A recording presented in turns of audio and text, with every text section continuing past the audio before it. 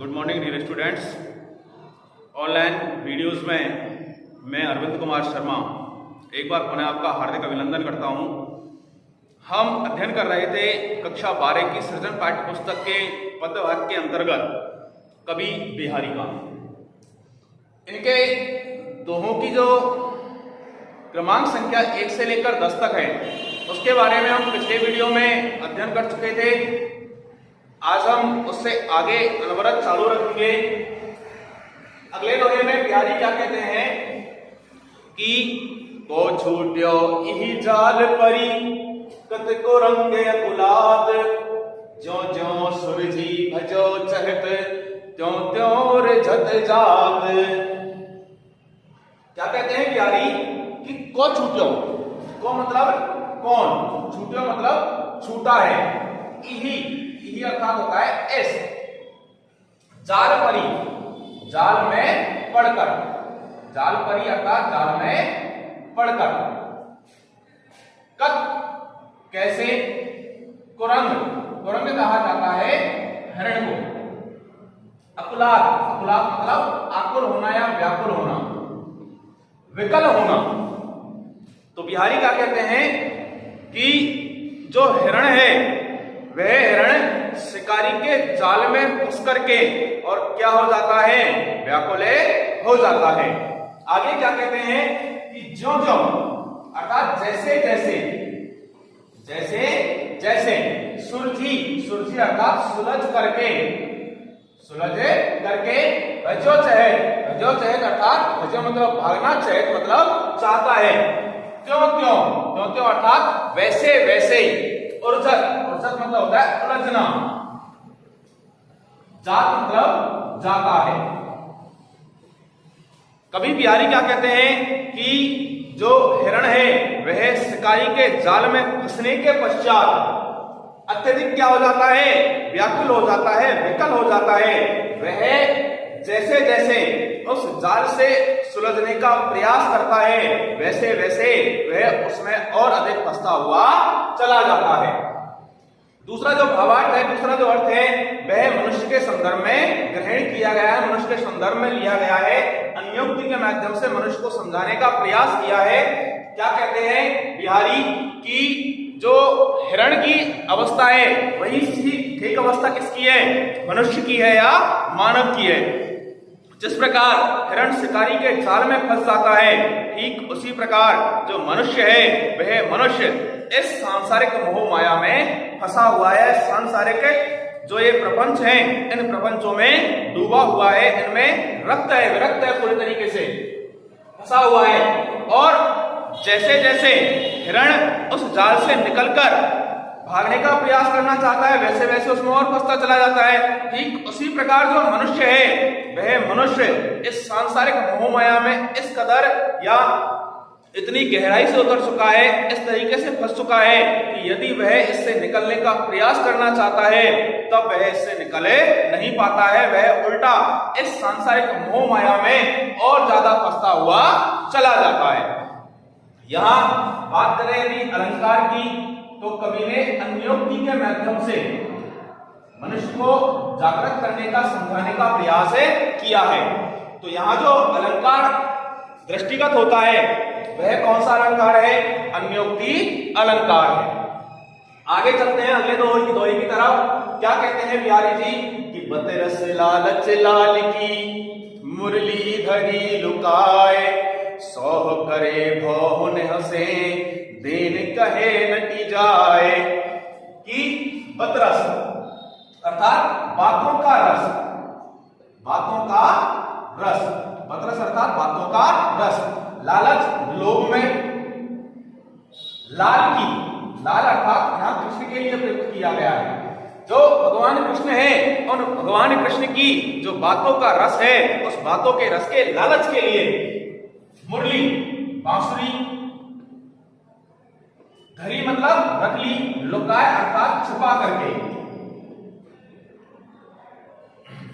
जो गोपियां हैं उन गोपियों ने भगवान कृष्ण के बातों के रस को प्राप्त करने के लिए या भगवान कृष्ण के साथ अपना समय व्यतीत करने के लिए भगवान कृष्ण की जो मुरली थी उस मुरली को क्या कर दिया है, छुपा दिया है। सोह करे, सोह अर्थात सौगंध या कसम। और क्या खा गई? कसम खा गई कि लल्ला की कसम तेरी जो मुरली है वो हमारे पास नहीं है। भौन हंसे, और जब वो झूठ बोलती हैं तो उनकी जो भौएं हैं वो कैसे करने लग जाती हैं? हंसने लग जाती है, अर्थात कि वो गोपियां झूठ बोल रही हैं, ये इस बात का प्रमाण प्रस्तुत कर देती हैं। और जब भगवान कृष्ण को पता चल जाता है उनकी भौं को देखकर कि गोपियां जो है वो झूठ बोल रही हैं, तो वो अपनी मुरली को देने के लिए कहते हैं।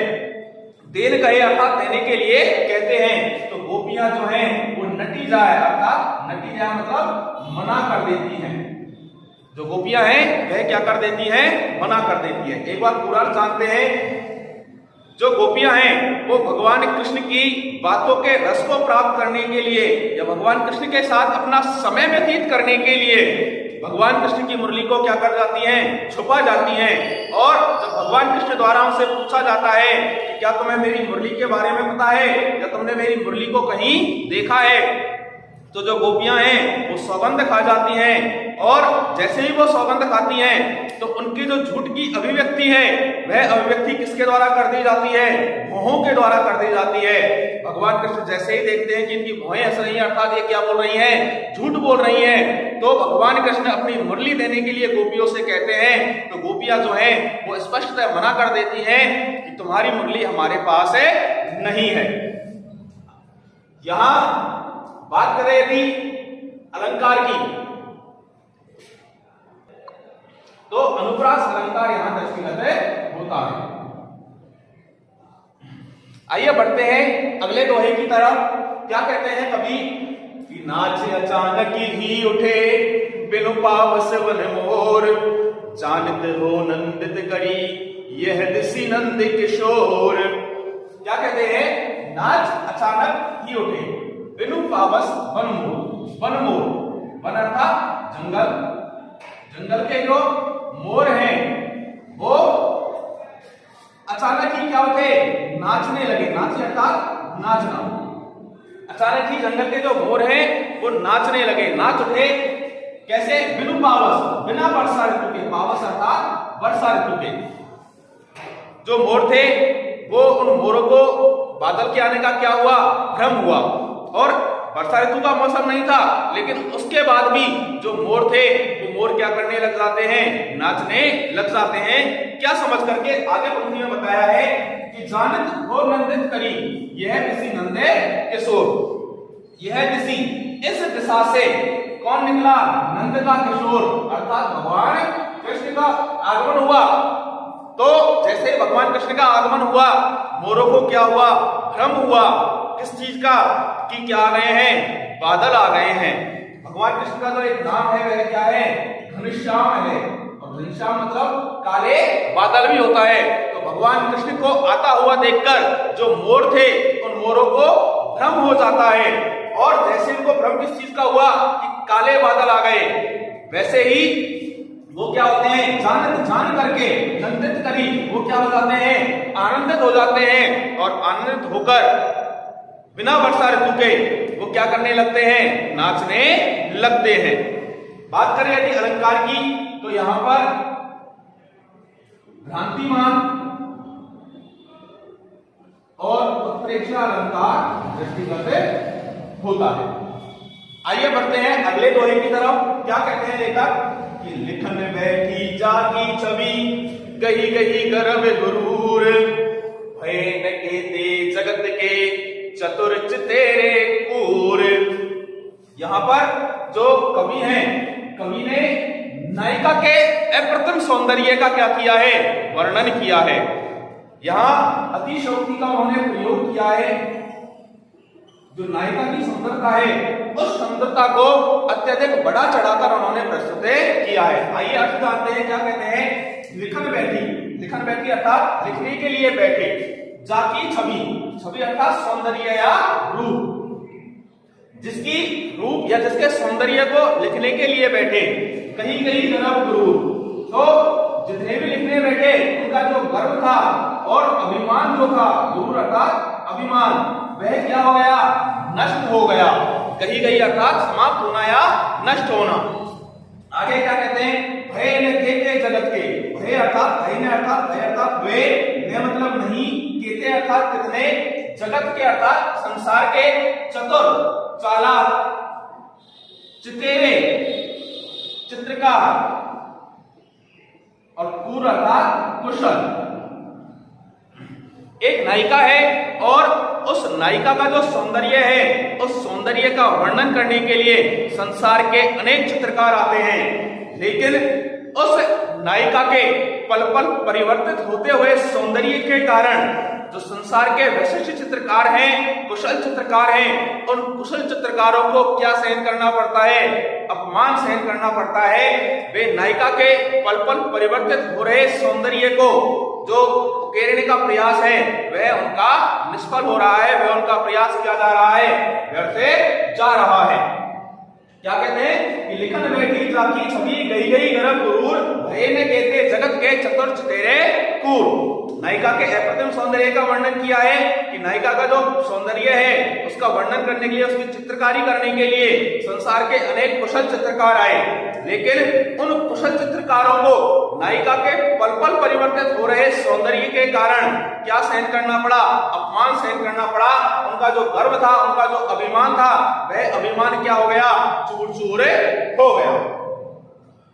अलंकार बता चुका हूं पूर्व में, अतिशयोक्ति यहां नायिका के सौंदर्य को बड़ा चढ़ाकर प्रस्तुत किया है।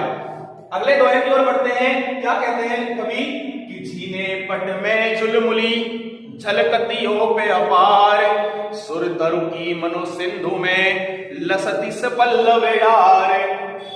झीने पट, झीना मतलब पारदर्शी,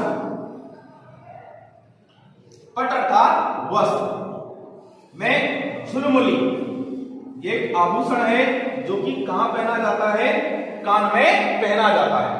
झलकती मतलब दिखाई दे रही है, दिखाई देना।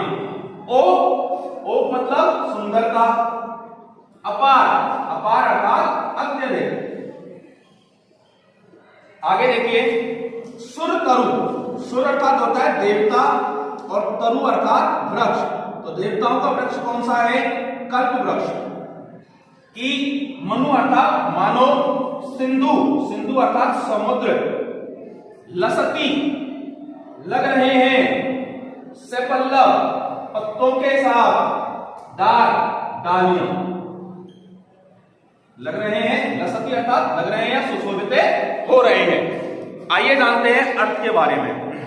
यहां भी नायिका के सौंदर्य का वर्णन किया है और संभावना व्यक्त की गई है। किसकी किसमें संभावना व्यक्त की गई है इसको हम जानते हैं। झीने पट में झुलमुली झलकती ओ पे अपार। जो नायिका है उस नायिका ने के जो पारदर्शी वस्त्र है, उस पारदर्शी वस्त्र में से जो कान का आभूषण है वह कान का आभूषण क्या कर रहा है?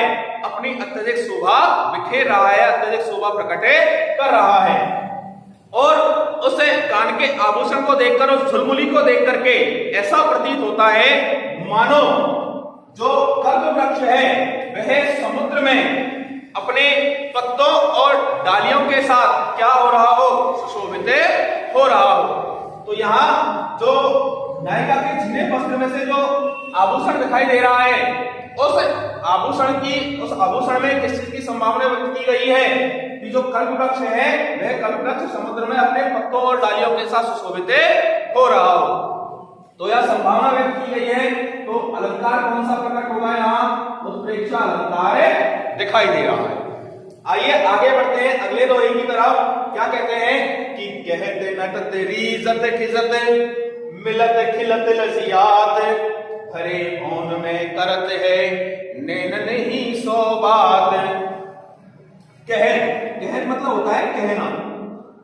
नटत, नटत मतलब मना करना। रीजत, रीजत मतलब होता है रीझना। खिजत, खिजत मतलब खिजना या क्रोधित होना। मिलत मतलब मिलना। खिलत प्रसन्न होना। लज्जा, लज्जा। आगे देखिए भरे, भवन, भवन अर्थात भवन या कक्ष में के अंदर करत है मतलब करते हैं। नेननु नेत्र या आंखों से, ही सो बार से बार।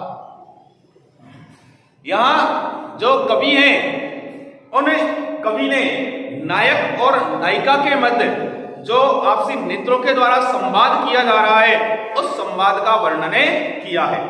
क्या कहते हैं कवि कि नायक और नायिका जो है वे कक्ष में बैठे हुए हैं तथा कक्ष में उनके जो समूह के अन्य लोग हैं या उनके पारिवारिक सदस्य जो हैं वो अन्य सदस्य भी बैठे हुए हैं। अब उन सदस्यों के बीच वो वार्तालाप तो करने से रहे तो इसलिए वो अपने नेत्रों के माध्यम से एक दूसरे से बात करने का प्रयास करते हैं। और क्या बातें हो रही है इस दोहे में बताइए कि जो नायक है वह नायक कहता है, क्या कहता है, अभिसार के लिए मिलने का जो प्रस्ताव है वह नायिका के समक्ष रखता है, अभिसार का प्रस्ताव नायिका के समक्ष रखता है। तो जैसे ही नायक अभिसार का प्रस्ताव रखता है तो नटक जो नायिका है वह मना कर देती है। तो जैसे ही नायिका मना करती है रीजन, तो नायक उसकी मना करने की जो अदा है उस अदा के ऊपर रीझ जाता है, न्यौछावर हो जाता है। और जैसे ही नायक न्यौछावर होता है तो नायिका जो है वह खिंच जाती है, क्रोधित हो जाती है। तो जैसे ही क्रोधित होती है तो पुनः मिलने के लिए कहता है। तो जैसे ही नायिका क्रोधित होती है, क्रोधित होते ही जो नायक है वह उसके क्रोधित होने का जो अंदाज है उस अंदाज पर क्या हो जाता है, फिदा हो जाता है, वह उस पर प्रसन्न हो जाता है। और जब नायिका एक चीज देखती है तो उसे क्या आ जाती है, लज्जा आ जाती है, उसे शर्म आ जाती है। इस प्रकार जो नायक और नायिका है वे भरे भवन में करते हैं नैनन ही सो बात, भरे हुए भवन में आपसी नेत्रों के माध्यम से एक दूसरे से संवाद करने का प्रयास करते हैं। यहाँ जो अलंकार है वह अलंकार अनुप्रास है।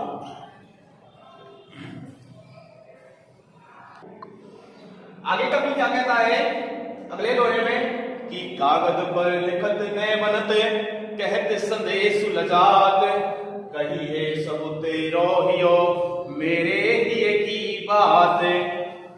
देखिए कागज पर, कागज अर्थात कागज पर लिखत लिखते हुए, नए बनत, नए मतलब नहीं, बनत मतलब बन रहा है, और कहत मतलब कहते हुए, संदेशु संदेश, लजात मतलब लज्जा आ रही है।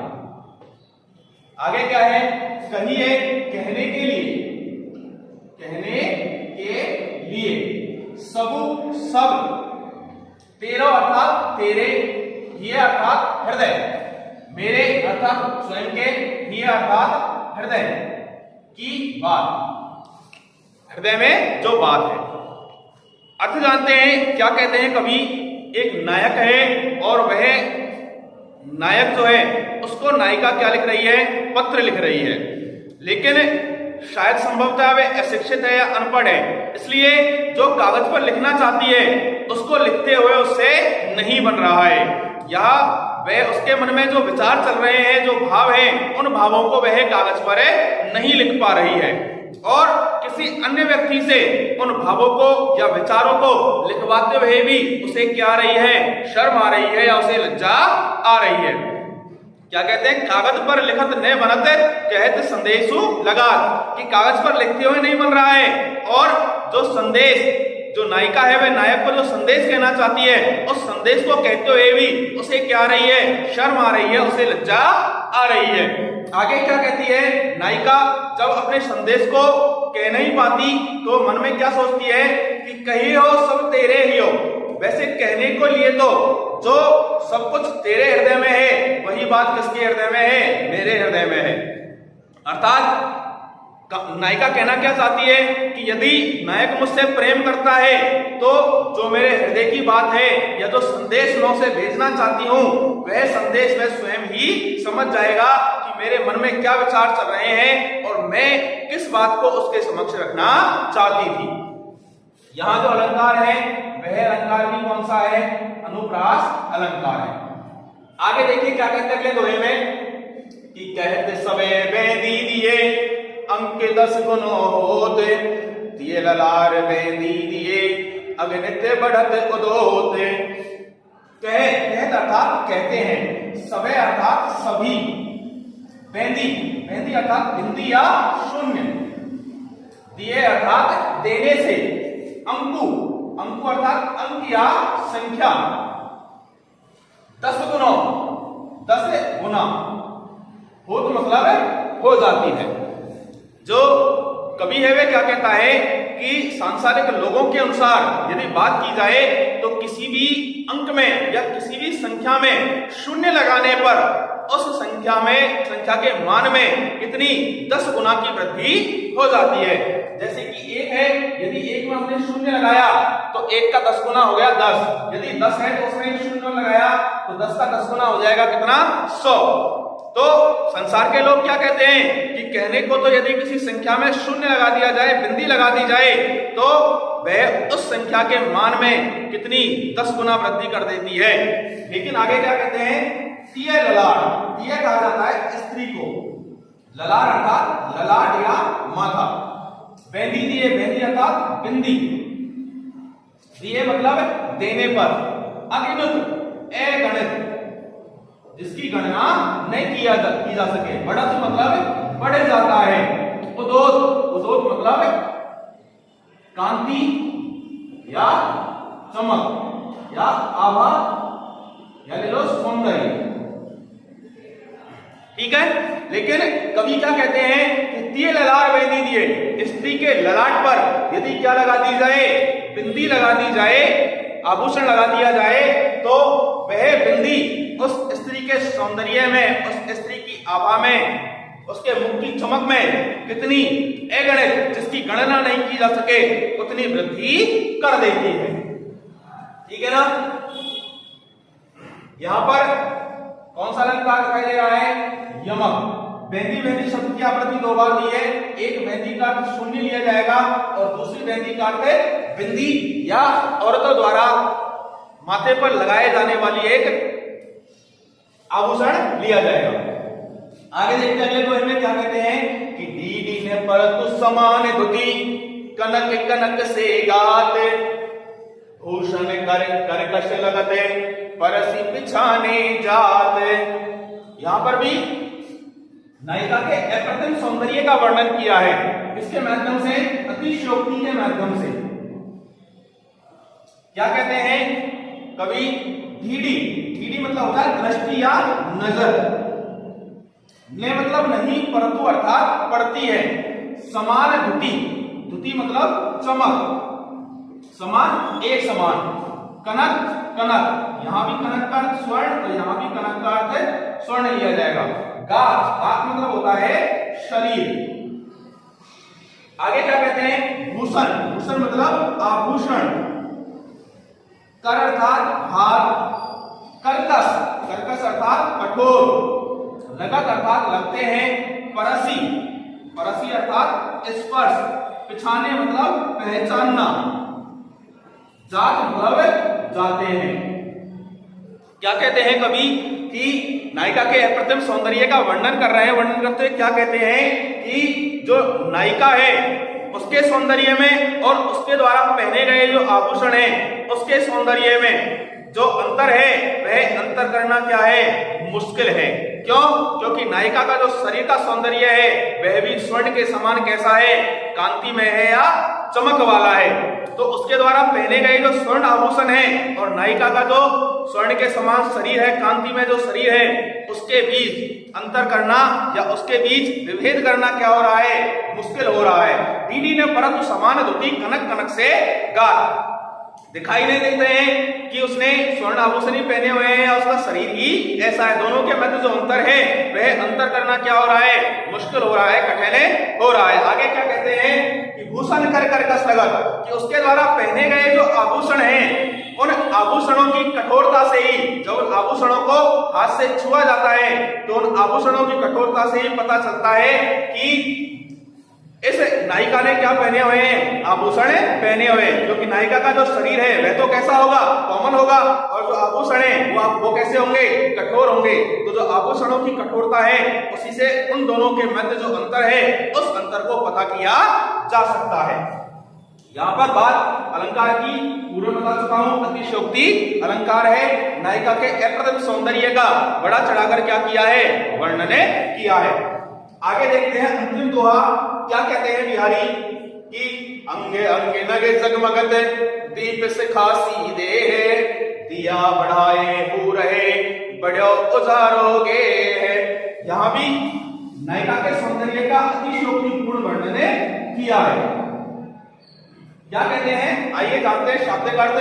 अंग अंग मतलब प्रत्येक अंग, प्रत्येक अंग। नग नग मतलब हीरा या मणि। जगमगत जगमगा रहा है। दीप शिखा दीपक की लौ।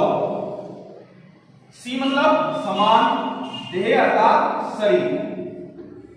आगे क्या कहते हैं, दिया दीपक। बढ़ाए बढ़ाए मतलब बुझाना। हो रहे बढ़ा दिया है। बढ़ो अत्यधिक। उजाला अर्थात उजाला। गेह अर्थात घर में। यहां भी नायिका के अप्रतिम सौंदर्य का वर्णन किया है। क्या कहते हैं कवि कि जो नायिका है उस नायिका के शरीर का जो प्रत्येक अंग है वह दीपक की लौ के समान जगमगा रहा है, वह मणि के समान क्या हो रहा है, जगमगा रहा है। और जब नायिका का जो शरीर है वह मणियों के समान जगमग कर रहा है या प्रकाश कर रहा है, तो ऐसी अवस्था में यदि घर में कोई दीपक जल रहा है तो उस दीपक को यदि बुझा दिया जाए फिर भी घर में अत्यधिक मात्रा में क्या दिखाई देगा, प्रकाश दिखाई देगा।